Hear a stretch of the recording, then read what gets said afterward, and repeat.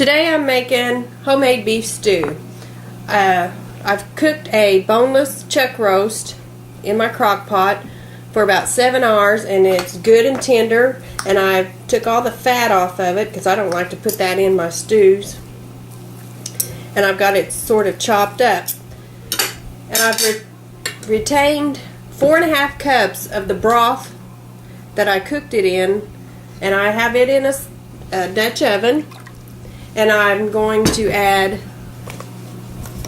2 tablespoons of beef base to that.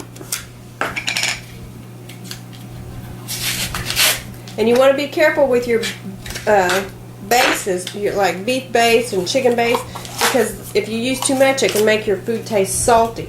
So you always want to start with a little, and you can add more to taste. You stir it up there a little bit, but it'll dissolve as you're cooking it. So now I'm going to put my meat into my Dutch oven.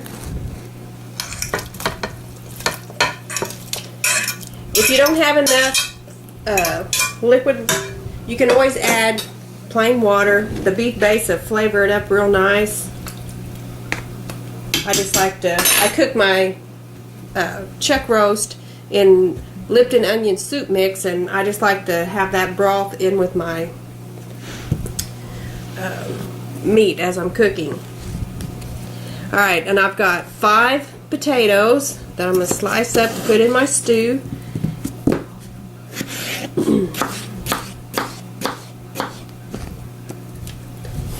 And I'm going to turn this on after I get my potatoes all cut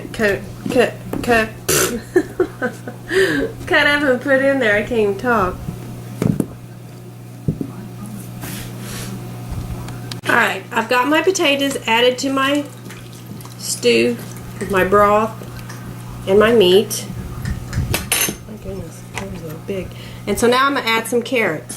I've got some baby carrots. I just like to keep them on hand because they're already peeled and washed. Cut them up and throw them in there.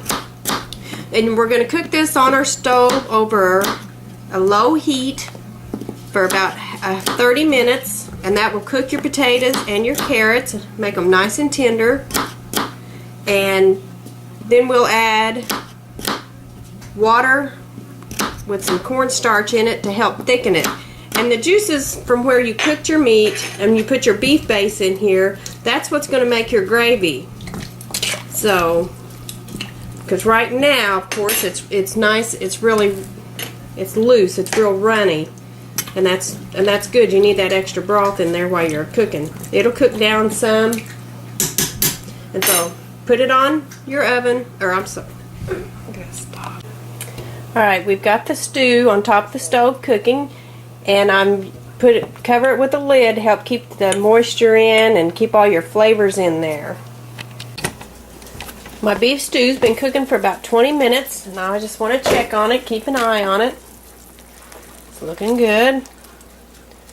And it smells great. Yep, let's see here. The potatoes are getting tender. I'll probably let it go about another 15 minutes. So instead of baking it cooking it for 30, I may end up cooking it maybe 40 minutes. Alright, it's been about 40 minutes since we started cooking our beef stew. And as you can see, the potatoes and the carrots are good and tender now.